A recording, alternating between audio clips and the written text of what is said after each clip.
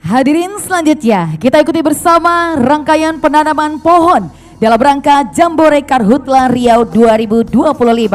Untuk itu dengan hormat kami menjemput kesediaan Menteri Kehutanan Republik Indonesia Bapak Raja Juli Antoni PhD bersama Kapolri Jenderal Polisi Dr. Andes Listio Sigit Prabowo MSI dan Gubernur Riau Bapak Haji Abdul Wahid SPDI MSI beserta jajaran Forkopimda.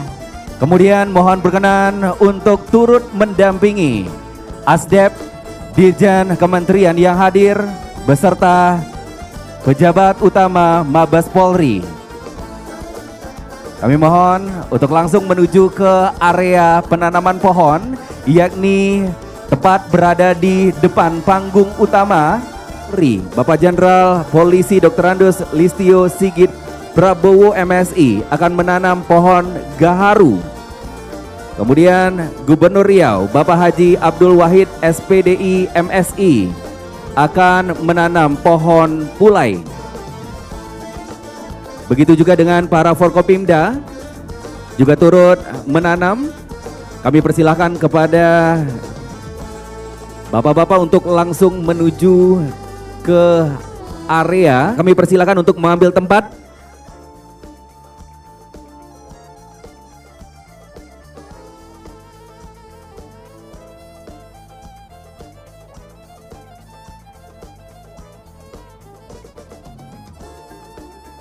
Di area penanaman pohon juga telah langsung dipimpin oleh rekan saya Vivin Anjadi Suito.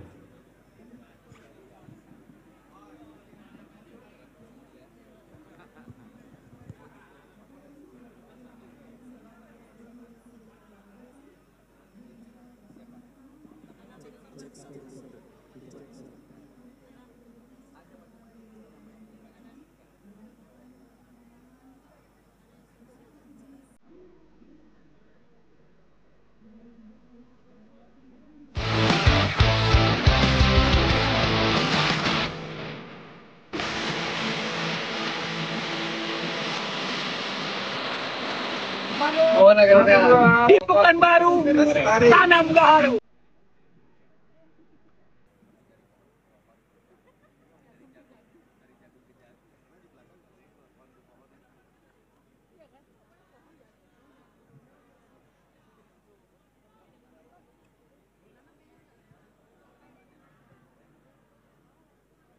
Alhamdulillah hari ini kita bersyukur bahwa kita bersama-sama bisa melaksanakan kegiatan Jambore Karhutla yang kita laksanakan di Riau, di mana kegiatan ini diikuti bersama-sama seluruh elemen, baik OKP, organisasi kemudaan, mahasiswa, kemudian juga pramuka, teman-teman dari TNI Polri dan stakeholder yang lain. Dan setelah ini akan dilaksanakan kegiatan Jambore. Kegiatan ini tentunya bagian dari upaya pemerintah Riau untuk mempersiapkan diri menangkal terkait dengan potensi ancaman karhutla.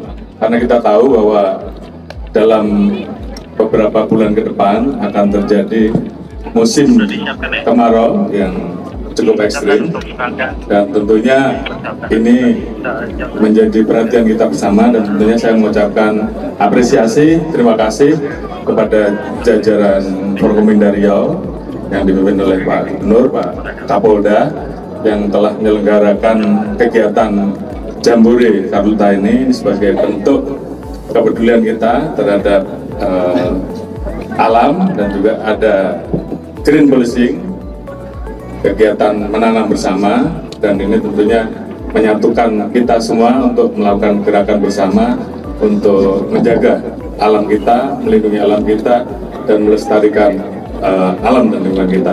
Mungkin itu yang bisa kami sampaikan. Kita perlu bergandengan tangan, bahu-membahu, bersolidaritas untuk mencegah terjadinya karhutla di Provinsi Riau. Seperti yang dikatakan oleh Pak Kapolri tadi, Puncak musim kemarau akan terjadi pada bulan Juni sampai bulan Agustus.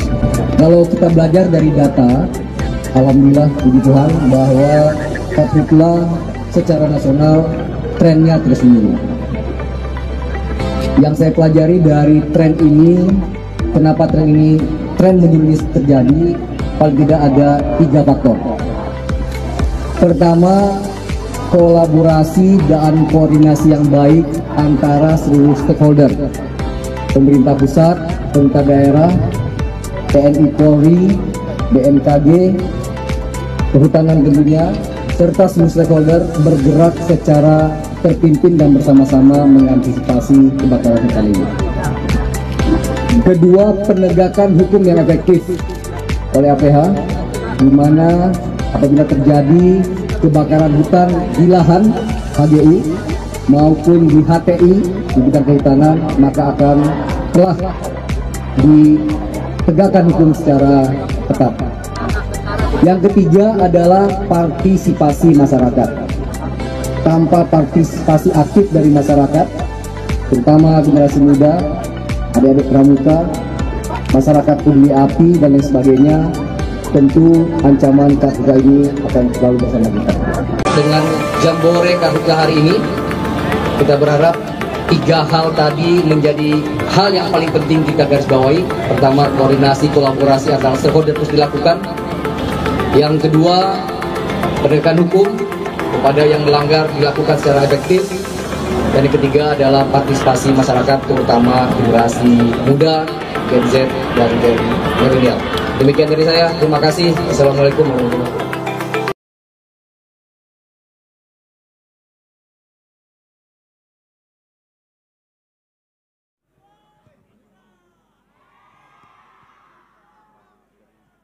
Bahwa dengan menanam pohon kita menumbuhkan harapan masa depan, bahwa ada keinginan kita untuk memuliakan alam. Menghijaukan alam itu adalah tugas peradaban. Green policy, green policy artinya polisi menghijaukan alam, dan menghijaukan alam itu adalah tugas peradaban. Kita tahu ada krisis lingkungan, bumi makin panas, tapi kita percaya bahwa dari pekerjaan kecil ini yang diinisiasi oleh Kapolri, yang kemudian diberi pengarahan dengan baik oleh Pak Kapolri, lalu diterangkan apa fungsinya oleh Pak Menteri, kita semua percaya bahwa dengan menanam pohon kita menumbuhkan harapan masa depan. Jadi sekali lagi, polisi artinya pohon lindung seluruh Indonesia. Polisi. Salam akal sehat, salam presisi.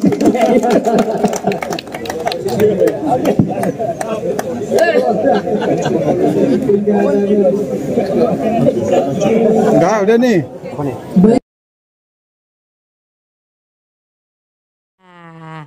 Selanjutnya Vino, Ha-ha. nah ini kita akan masuk pada sesi sharing yang kedua ya. Yes. Dan tentunya ini juga merupakan salah satu sesi yang ditunggu-tunggu ya kan, Betul. dari sosok narasumber kita yang berikutnya. Tentunya ini sudah tidak asing lagi bagi kita adik-adik sekalian, beliau merupakan seorang akademikus, filsuf, pengamat politik dan juga intelektual publik yang sudah sering juga kita dengarkan pemikiran-pemikiran beliau yang luar biasa di layar kaca. Boleh kita berikan tepuk tangan yang meriah untuk Bapak Rocky Gerung. Ini yang luar biasa, Ya. tadi siang pada saat penanaman pohon. Iya.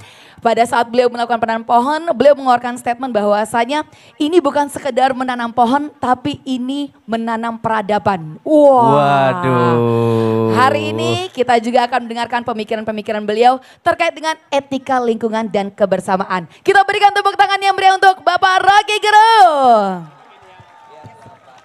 Oke, selamat malam teman-teman. Oke, selamat siang teman-teman. Saya ucapkan selamat siang untuk teman-teman yang ada di belahan bumi di seberang kalian. Karena di sana siang itu. Jadi selamat malam dan selamat siang itu tidak berguna buat bumi. Karena bagi bumi siang dan malam itu aturan yang dibuat sendiri oleh manusia. Bumi nggak peduli siang atau malam. Apakah hari ini, jam ini siang atau malam?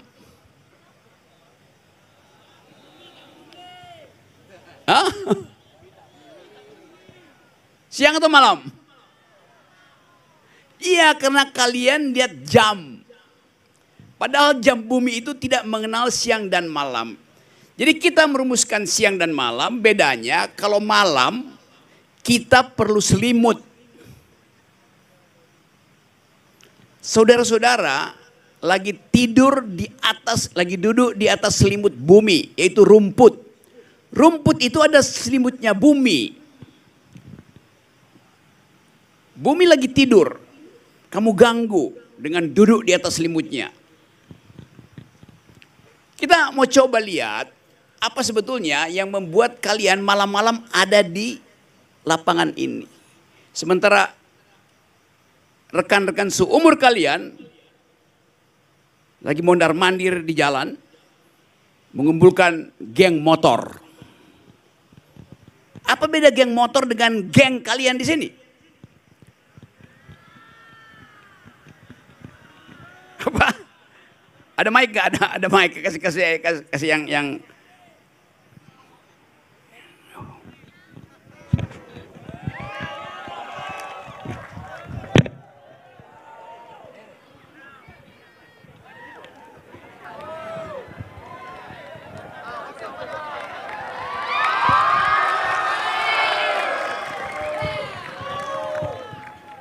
apa beda antara komunitas di lapangan ini dengan komunitas geng motor? Apa bedanya? Siapa yang bisa jawab? Siap, izin Bung. Mana? Oke, mau jawab? Siap Bung. Apa bedanya? Bedanya kita yang di sini itu komunitasnya ada di seluruh dunia. Kalau geng motor memang ada di seluruh dunia mungkin. Namun komunitasnya berbeda-beda. Dan juga bedanya satu lagi Bung, mereka tidak berjumpa dengan Bung Rocky. Kalau kami di sini berjumpa dengan idola kami. Gimana Bung? Gimana kalau setelah dari sini saya menemui geng motor di Pekanbaru, saya tinggalkan kalian? Kalau emang Bung Rocky mau berjumpa dengan geng motor, silakan Bung. Oke. Apa pesan kalian kalau saya berjumpa dengan mereka? Cuman satu Bung.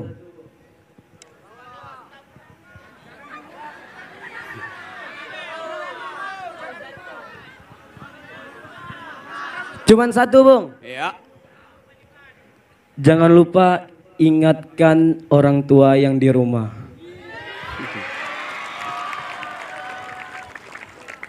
Orang tuanya justru ingatkan, jangan keluar jalan. Namun pas mereka pergi sekolah pun harus melewati jalan Bung. Kalau kamu ke sekolah lewat apa? Siap, saya lewat jalan Bung. Ya sama aja kan? Ya. Ya, siapa yang lain yang bisa? Oke. Perempuan, apa bedanya geng kalian dengan geng motor? Cik. Oke. Di sini saya mau bilang perbedaan antara kami dengan geng motor yang di luar. Geng kami jauh lebih berkualitas daripada geng motor yang berkeliaran di luar. Itu. Karena geng motor cuman bisa bikin kerusakan. Yang pertama, polusi suara dari knalpot brongnya. Sedangkan kami yang berdiri di sini ingin mengembangkan suatu ekosistem yang ada di hutan. Oke. Jadi penilaiannya melestarikan jauh lebih baik daripada merusak lingkungan sekitar. Ya pastilah. Oke, cukup ya. Oke. Cukup, terima kasih. Oke. Kita berupaya untuk mencari istilah supaya kita tahu beda satu kelompok dengan kelompok yang lain. Dan perempuan ini dengan cerdas dia menemukan istilah itu polusi. Geng motor bisa ibadahnya lebih baik dari kalian. Karena jangan menjudge, jangan menilai sebelumnya. Tetapi yang tetap harus dinilai geng motor itu bisa anak-anak baik dan pinter. Dia memproduksi polusi. Itu intinya tuh. Mereka juga bisa bilang, ya kalian ada di sini padahal nggak pernah sholat.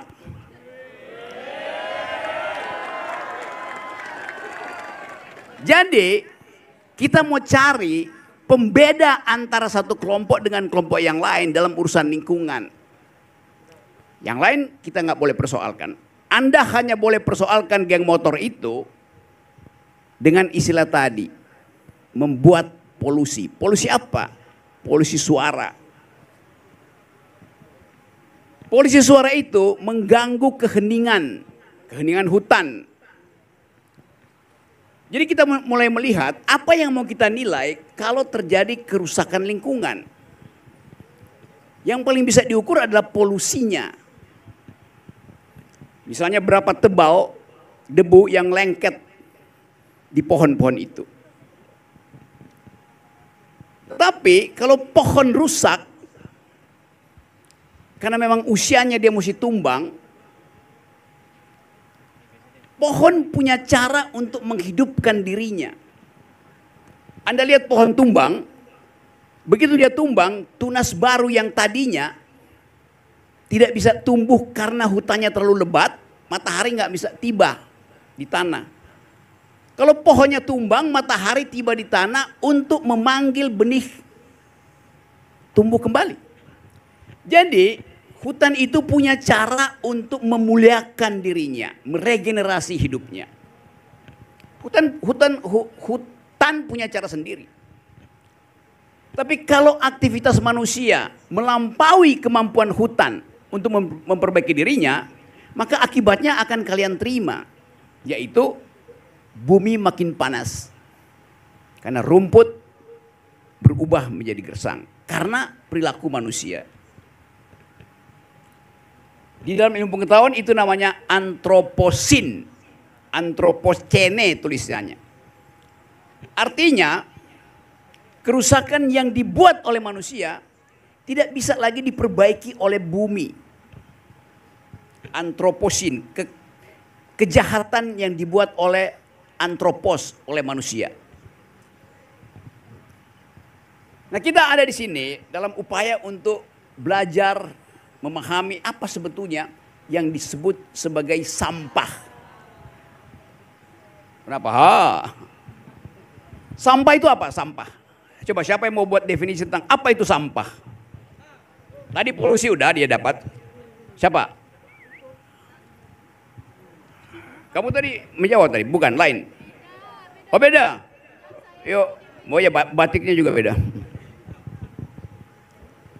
Apa itu sampah? Assalamualaikum warahmatullahi wabarakatuh. Waalaikumsalam.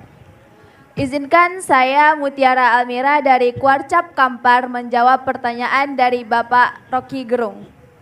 Jadi sampah adalah suatu hal atau barang yang sudah tidak terpakai lagi atau sudah tidak berguna. Akan tetapi ada sampah yang bisa didaur ulang kembali. Contohnya sampah non-organik. Non-organik itu bisa didaur ulang menjadi suatu hal yang lebih berguna. Dan sampah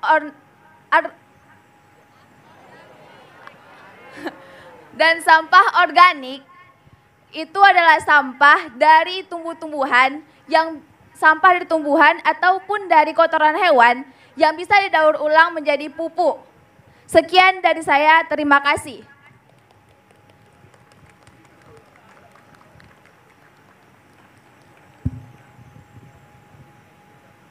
Dulu kita anggap sampah ada sesuatu yang tidak berguna itu. Sekarang dihidupkan pengertian baru. Sampah adalah sesuatu yang masih bisa didaur ulang untuk memenuhi kebutuhan hidup manusia. Termasuk kotoran. Kita jijik pada kotoran. Satu waktu, nah, saya dengan Pak Robertus Robert tadi, Profesor Robertus Robert, pernah satu waktu kita naik ke Gunung Himalaya. Dan Pak Robert, teman Nepal, teman saya naik gunung. Kita salah memprediksi cuaca, lalu kita kemalaman. di ketinggian kira-kira 5.500-6.000 meter. Dengan suhu kira-kira minus 20.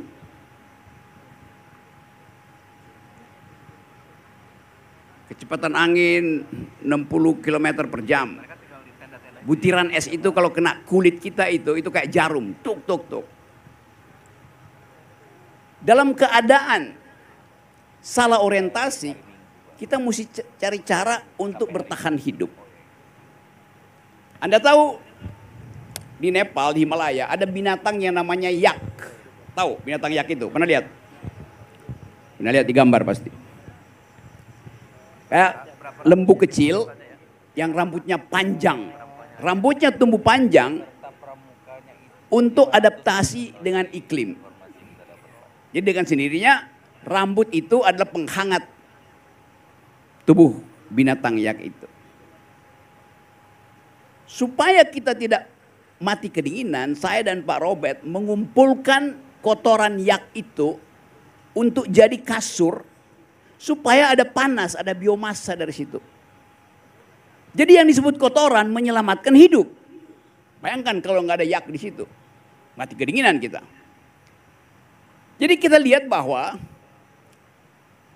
kita sebetulnya punya semacam kemampuan untuk memanfaatkan lingkungan, termasuk memanfaatkan kotoran yak.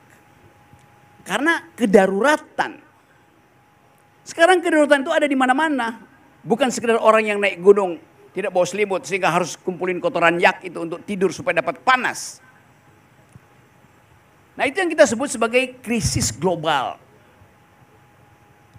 Saya katakan tadi, kalau terjadi krisis global yang disebabkan oleh kesalahan bumi sendiri, bumi bisa memperbaiki. Saya kasih contoh. Ada hutan Amazon di Amerika Selatan yang kita muliakan karena dia menyimpan karbon dioksida, karena dia menyimpan keindahan, keanekaragaman hayati. Tahu kan hutan Amazon? Tahu. Lalu ada gurun Sahara di Afrika yang gersang. Mana lebih berguna? Gurun Sahara yang gersang atau hutan Amazon yang hijau lestari? Lebih berguna mana? Ya? Siapa yang mau jawab? Oke, lebih berguna mana? Gurun Sahara atau hutan Amazon? Ya. Ini malam ini didominasi perempuan. Oke. Izin kalau namanya Ladies Night. Perkenalkan, nama saya Arasya Ijradu Mafira dari Kuarcap Indragiri Hulu. Ingin menjawab pertanyaan dari Bung Rocky Gerung. Oke, Indra. Maaf, Rocky Gerung. Oke, terima kasih. Jadi tadi pertanyaan apa? Mana lebih berguna, hutan Amazon yang hijau lestari atau gurun Sahara yang isinya pasir gersang? Siap, hutan Amazon sudah pastinya Kak. Karena di situ. Tadi kamu panggil Bung, sekarang Kak. Oke ya. Pertama, udara di sana juga belum tercemar. Hewan-hewan di sana, tumbuhan di sana juga tidak gersang dan tidak kekurusan ya. Sedangkan hutan yang gersang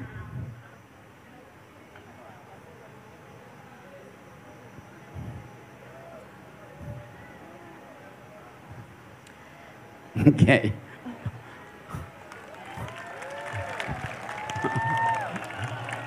Ayo semangat jawab. Boleh diulang Kak sekali lagi? Oke, siapa yang bisa terangkan? Oke, nanti kamu balik lagi ya. Oke.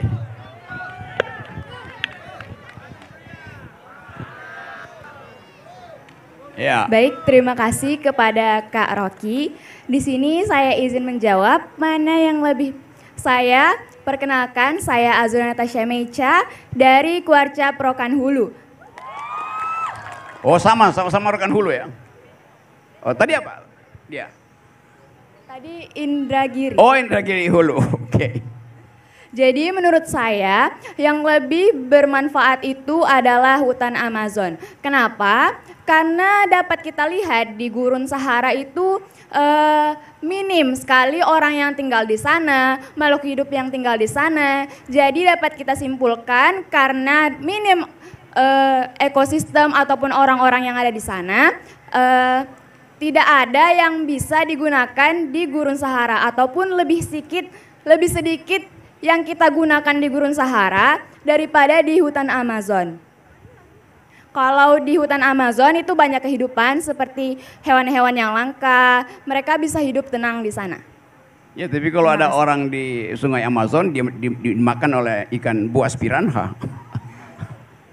Ya yang lain ya. Ya. Pinjam mic. Sebelah sini ya, oke. Mic-nya mana mic? Halo Bung. Oke.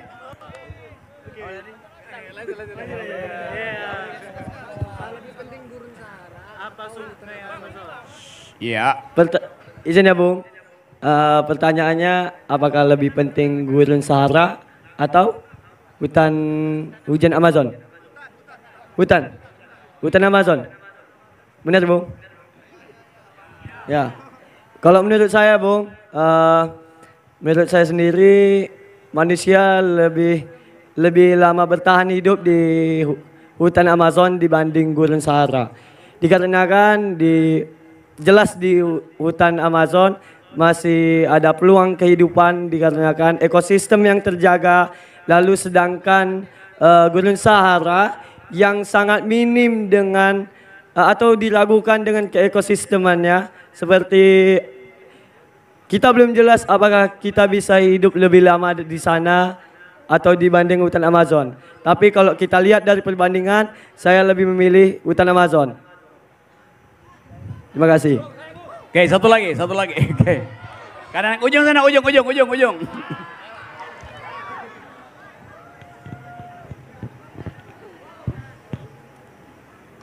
Baik Bung, perkenalkan nama saya Rifka Malina, berasal dari Kuarcap Kuansing.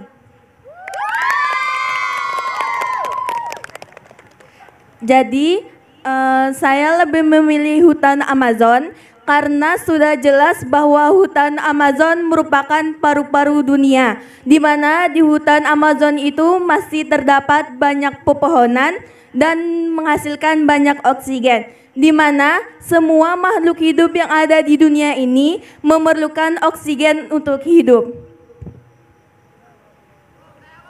Oke. Sebentar ya. Ada nggak yang bisa menjawab di luar jawaban dua tadi? Oke, belakang.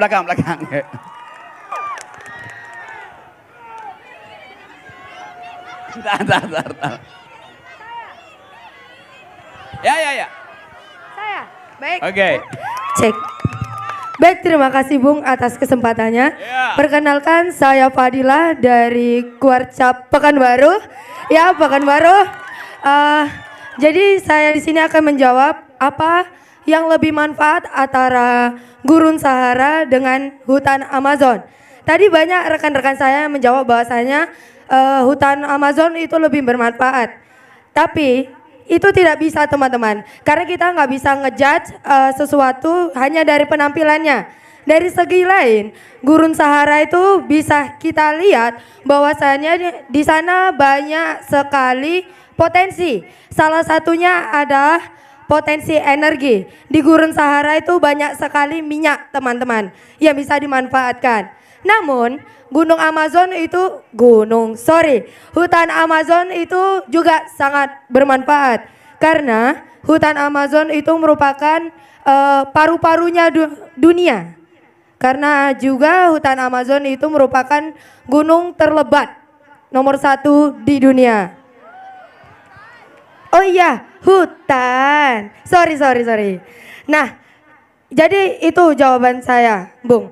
Antara keduanya sama-sama bermanfaat apabila dimanfaatkan lebih baik dan dimanfaatkan sebaik mungkin oleh manusia. Tergantung perspektif, Bung.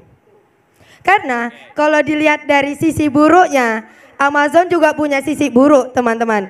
Karena di Amazon banyak sekali reptil. Terus saya pernah baca juga kenapa dua negara nggak bisa disatukan padahal jaraknya dekat karena adanya hutan Amazon. Karena di sana terdapat tanah yang tanahnya itu tidak stabil dan di sana itu banyak sekali hewan buas. Begitu, Bung, jawaban dari saya. Terima kasih. Oke. Kita balik pada prinsip tadi itu. Semuanya menjawab, yang sana lebih berguna, yang ini tidak berguna, yang ini berguna, yang sana kurang berguna. Karena kata berguna itu Anda nilai berdasarkan kepentingan Anda. Berguna bagi siapa? Ya bagi manusia. Itu tadi yang diterangkan oleh Profesor Pak Robert tadi. Cara berpikir yang antropologis, antroposentris. Kita terbiasa menjadikan bumi itu sebagai objek. Objek untuk memenuhi kebutuhan kita. Ya, Amazon berguna karena di situ ada oksigen itu. Sahara enggak berguna karena itu isinya pasir. Yang sana kemudian batu, enggak, di bawah Sahara itu ada mineral. Buat siapa mineral itu? Ya buat manusia. Buat siapa oksigen di Amazon? Buat manusia. Jadi kita masih manusia sentris.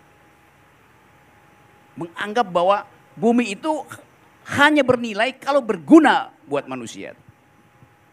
Kita mau coba perlahan-lahan melarutkan egoisme kita untuk pergi pada pemahaman bahwa bumi punya jalan pikiran sendiri.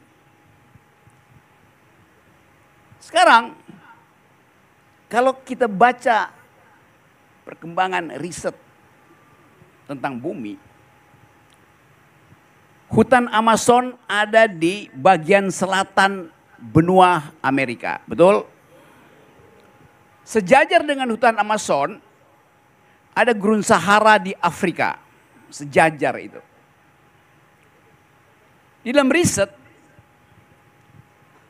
ditemukan bahwa hijaunya hutan Amazon disebabkan karena ada fosfat di Gurun Sahara yang karena rotasi bumi dalam 40 jam panas Gurun Sahara itu menguapkan fosfat oleh putaran bumi, dia tiba di hutan Amazon. Fosfat itu adalah bahan baku pupuk. Jadi kenapa hutan Amazon hijau? Karena dipupuk oleh Gurun Sahara. Bumi menyelesaikan sendiri problemnya tuh.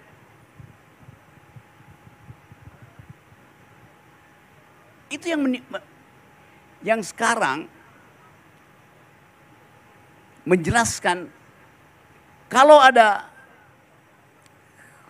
musim panas panjang pasti akan ada musim dingin setelah itu. Jadi bumi punya kemampuan untuk menyelesaikan problem dia sendiri itu. Bumi menyerah kalau manusia mengintervensi kemampuan bumi untuk memulihkan dirinya. Bisa nangkap itu? Hijaunya Amazon disebabkan karena gersangnya Gurun Sahara. Gersangnya Gurun Sahara justru memproduksi fosfat. Oleh tiupan angin, rotasi bumi, fosfat itu dalam 40 jam tiba di Amazon. Maka hutan Amazon itu dipupuk oleh Gurun Sahara. Nah, kita menghormati cara bumi memelihara dirinya sendiri. Yang tadi kita bicarakan itu, kita masih sangat ego pada manusia. Demi kepentingan manusia, demi kepentingan manusia. Dapat poin itu ya. Yes, nah itu yang saya maksud tuh. Kita mulai dengan konsep dasarnya.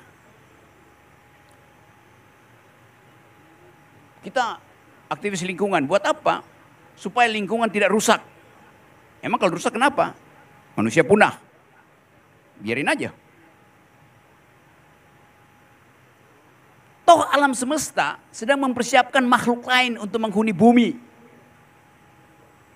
Karena usia kita itu cuman sepertiga ribu milimeter dibandingkan dengan usia alam semesta.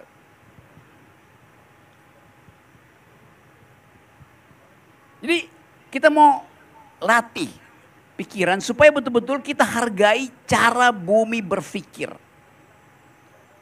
Nah sekarang coba kita lihat asal usul dari gerakan lingkungan ini. Satu waktu gerakan lingkungan ini baru mulai heboh di bumi ini kira-kira ya tahun-tahun 60-an dimulai oleh mereka yang merasa bahwa ada yang nggak beres dengan iklim. Di tahun segitu kira-kira tahun 60-62 ada seorang perempuan dosen di kota Columbus. Columbus itu ibu kota Ohio. Jadi ada universitas namanya Ohio State University di Columbus. Dosen ini perempuan, profesor, dia bangun pagi di hari pertama musim semi. Hari pertama musim semi, dia ingin mendengarkan kicau burung pertama. Karena penanda musim semi adanya kicau burung. Tapi dia kaget bahwa dia keluar dari apartemennya, di taman dia tidak mendengar kicau burung. Maka dia mulai resah, kenapa tidak ada Twitter, tidak ada tweeting. Tidak ada yang berkicau tuh. Bertahun-tahun dia mengajar, setiap hari pertama musim semi ada kicau burung. Karena kecurigaan akademisnya, dia ajak teman profesornya yang ahli kimia untuk mulai meriset apa yang terjadi, kenapa tidak ada kicau burung di kampus Ohio University itu. Mereka lakukan riset dan mereka temukan bahwa buah apel dan buah-buahan di sekitar kampus itu ada bekas gigitan burung. Tapi kenapa nggak ada burungnya tuh? Akhirnya ditemukan bahwa 300 meter dari kawasan itu ada bangkai-bangkai burung. Ajaib. Ada bangkai burung, ada gigitan burung di buah apel, buah pers. Dari riset itu diketahui bahwa buah-buah itu ketika awal musim semi disemprot pakai pestisida untuk menghasilkan buah yang tanpa ulat. Si penyemprot buah-buah itu tidak memberitahu pada burung bahwa buahnya sudah disemprot oleh pestisida yang adalah racun bagi burung. Hak burung untuk makan buah apel dihalangi oleh pestisida dengan akibat burungnya tewas. Padahal musim semi disebut musim semi kalau ada pesta burung di pohon-pohon. Peristiwa itu mengguncang dua dosen ini. Ini dosen beneran ya yang ada ijazahnya.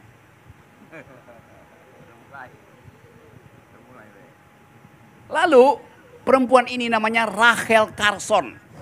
Kalian Google nanti ChatGPT ya. Rachel R-A-C-H-E-L Rachel Carson. C-A-R-S-O-N. Nanti PR-nya di Google.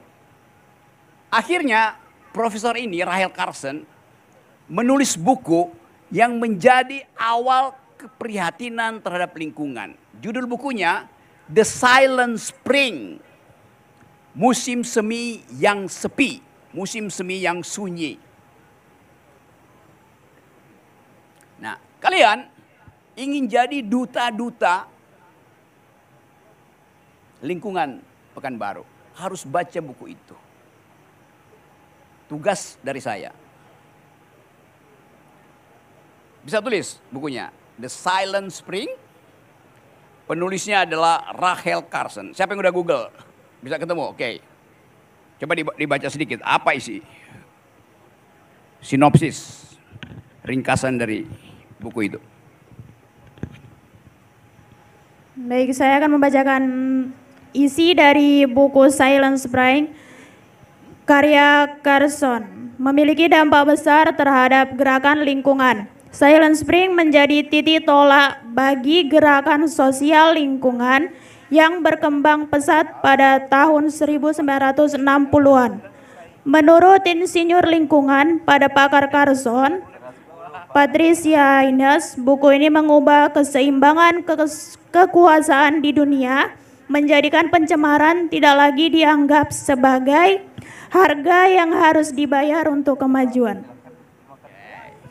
Kita dapat pengetahuan hari ini, yaitu membaca memungkinkan kita tahu tentang sejarah dari sebuah masalah. Jadi kalau Anda satu waktu nanti jadi penguji calon-calon bupati gubernur nanti di 2030, Anda tanya pada mereka, KPU sebagian saudara harus jadi penguji dari caleg-caleg Pekanbaru.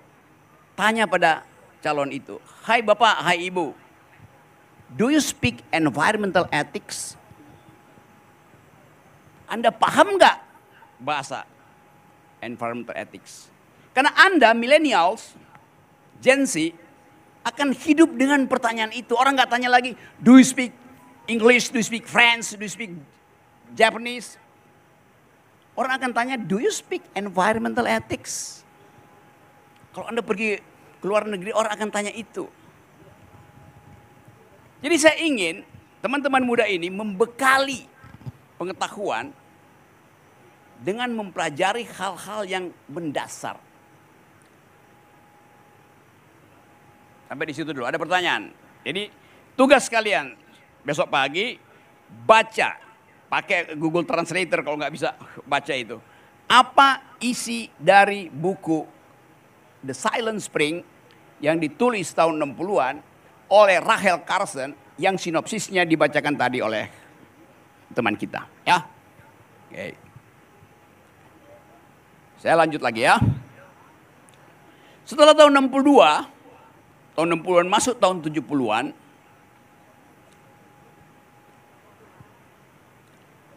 ilmu hukum lingkungan mulai menumbuhkan istilah subjek hukum yang non-human. Yang tadi diterangkan oleh Pak Robert. Subjek hukum biasanya adalah manusia. Dan dalam tradisi ilmu hukum, yang disebut subjek hukum itu manusia laki-laki heteroseksual. Karena dulu perempuan tidak disebut sebagai subjek hukum. Karena perempuan adalah properti dari laki-laki. Perempuan itu milik laki-laki, maka dia bukan subjek hukum. Yang subjek adalah laki-laki itu. Berapa banyak yang belajar ilmu hukum di sini? Dari Fakultas Hukum, siapa aja? Cukup banyak. Oke. Jadi dari awal kelaki-lakian itu diunggulkan. Karena dianggap hanya laki-laki yang mampu berpikir rasional, sementara perempuan itu berpikir emosional. Nah, orang yang berpikir emosional tidak mungkin dijadikan saksi misalnya. Karena nanti dia nggak bisa terangkan apa yang dia tahu, yang dia lihat. Dia pakai emosi itu. Dia tidak bisa, perempuan dianggap tidak bisa memberi testimoni. Hanya laki-laki yang mampu memberi testimoni. Kata testimoni itu juga sudah menunjukkan sifat kelakian dari hukum. Kata testimoni datang dari kata testis, artinya buah sakar. Karena cuma laki-laki yang punya buah sakar, maka cuma laki-laki yang boleh mendebat masuk dalam persidangan. Bahkan dalam ilmu hukum ada prinsip nullus testis, ulun testis. Unus testis, nullus testis. Satu saksi bukan saksi. Untuk menjadi saksi harus ada 2 orang tuh.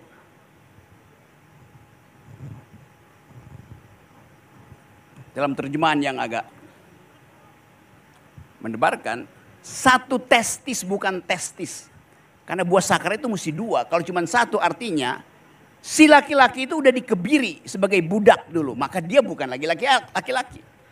Jadi kita lihat bahwa hukum itu dipaksa untuk mengakui bahwa perempuan itu seperti bumi cukup diolah oleh tangan laki-laki.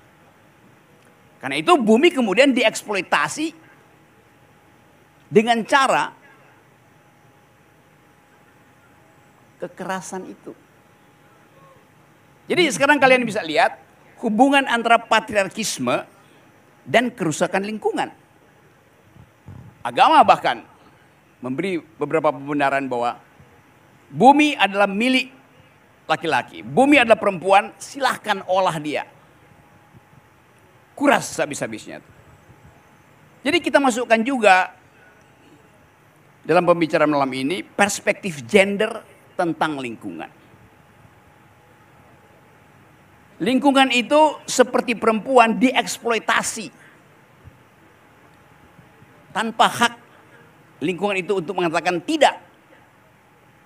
Jangan eksploitasi saya karena saya adalah ibumu. Karena itu dalam bahasa Latin, bumi itu namanya Gaia, dewi perempuan, rahim kehidupan. Sekarang kita balik. Di dalam sejarah tadi setelah tahun 60, setelah Rachel Carson menulis buku The Silent Spring, timbul kasus baru di negara bagian Arizona, Amerika. Ada kawasan semacam hutan yang sedang diincar untuk dijadikan taman hiburan, semacam mini Disneyland di situ. Terjadi keributan. Bagi si investor menganggap bahwa itu kan pohon, maka kami mau tebang pohon itu untuk bikin taman hiburan. Dalam debat, datang seorang profesor hukum, namanya Christopher Stone. Nanti saya terangin bukunya, saya ingat-ingat dulu. Dia bilang begini, setiap makhluk yang bernafas adalah subjek hukum. Lawannya bilang, iya tapi pohon itu bernafas tapi dia tidak bisa berjalan di depan hakim untuk mempertahankan hak hidupnya. Jadi dia boleh ditebang. Betul, pohon tidak bisa berjalan tapi dia bernafas. Maka Profesor Christopher Stone ini membuat dalil baru bahwa kendati pohon itu tidak bisa bernafas, tapi dia punya kepentingan untuk tetap berdiri di situ. Di dalam hukum, seseorang yang hendak mendalilkan, dia mesti datang before the law, di depan hakim. Karena pohon tidak bisa berjalan, maka dianggap pohon tidak mampu untuk membela haknya untuk tetap tegak. Lalu Profesor Christopher Stone ini menulis buku kecil untuk membela dan membuktikan bahwa si pohon itu adalah subjek hukum yang harus mampu mempertahankan haknya untuk tetap tegak, tetap bercabang, tetap berdaun hijau. Judul bukunya, Should Trees Have Standing? Tanda tanya. Haruskah pohon punya hak untuk membela diri, punya legal standing? Christopher Stone memenangkan perdebatan dengan membandingkan bahwa pohon yang tidak bisa berjalan sama dengan bayi dalam kandungan ibu yang belum punya kesadaran. Tetapi bayi sudah diproteksi berdasarkan hak rawat ibunya. Nah dari situ muncul hak ulayat untuk merawat pohon. Hak masyarakat sipil, hak pramuka untuk merawat pohon. Jadi pohon haknya diwakilkan pada pramuka Pekanbaru.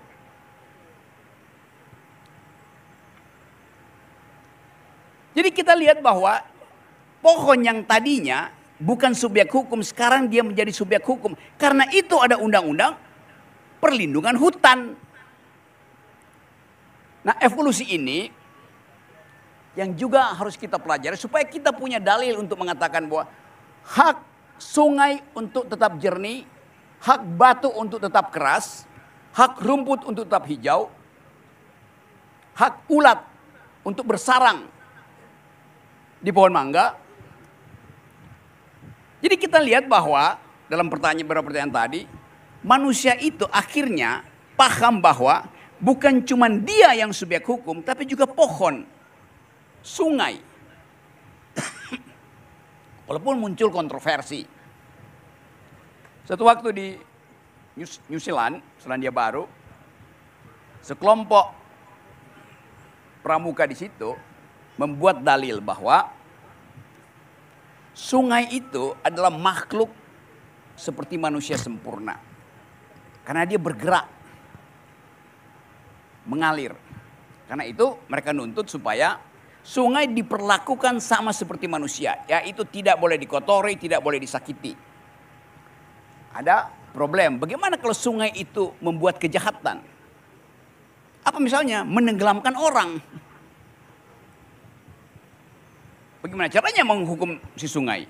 Sungai, kamu membunuh manusia dengan menenggelamkan. Absurd pertanyaan itu. Karena harus didalilkan terbalik. Bahwa manusia mampu untuk mengetahui sungai pasti mampu menenggelamkan dia. Karena itu dia jangan mendekati sungai itu. Jadi teman-teman lihat bagaimana ada pembalikan pikiran. Karena kecemasan terhadap rusaknya sungai itu. Nah sekarang kita hidup di dalam rentetan ketakutan, kecemasan. Karena makin lama yang kita sebut sebagai sampah tadi, yang biasanya kita buang karena kita tidak perlukan lagi. Lalu kita bilang sampah adalah apa yang kita keluarkan dari dapur ke tempat sampah. Sampah apa yang kita keluarkan dari rumah ke tempat sampah. Sekarang kita ubah. Sampah apa adalah apa yang kita bawa dari supermarket masuk ke rumah. Itu sampah. Jadi sampah kita beli di supermarket. Jadi anak-anak muda di Pekanbaru, saya ingin ada percakapan yang memungkinkan kita bongkar pengetahuan itu dengan akal pikiran kritis. Tadi kita baru bongkar istilah tentang testimoni yang sifatnya kelaki-lakian. Kita bongkar tadi tentang konsep subjek hukum. Kita bongkar konsep tentang sampah. Kita bongkar konsep tentang hubungan antara gurun Sahara dan hutan Amazon. Nah kita ingin kembangkan ini terus dalam percakapan yang panjang. Maka sangat bagus dalam upaya pemerintah daerah Pekanbaru dan kepolisian Riau membentuk kelompok-kelompok diskusi untuk membahas konsep-konsep dasar dari lingkungan. Supaya kita tidak sekedar marah karena kalau ada kerusakan, tapi kita tidak bisa merumuskan dasar kemarahan kita apa. Harus ada dasar kemarahan akademis itu. Kenapa? Karena kalian adalah manusia-manusia yang datang ke sini untuk memproduksi pikiran. Bukan memproduksi suara bising knalpot. Itu bedanya yang saya tanya tadi itu. Apa bedanya geng motor dan geng kalian? Kalau jawaban masih seperti tadi, ya demi manusia karena itu tidak berguna gurun Sahara, lebih berguna Amazon. Itu artinya pikiran kita masih sama dengan geng motor. Jadi rubah cara berpikir. Supaya satu waktu nanti akan ada pendapat yang betul-betul otentik, yang asli dari pikiran milenial Gen Z Provinsi Riau. Kapan itu kita mulai? Sekarang. Maka tugas kalian mulai besok baca 2 buku tadi. Satu adalah The Silent Spring yang ditulis oleh Rachel Carson. Yang buku kedua adalah Should Trees Have Standing? Bisa tulis ya, gampang tuh. Haruskah pohon punya hak untuk berdiri? Ditulis oleh Christopher Stone. Bisa tulis. Christopher C-H-R-I-S-T-O-P-H-E-R.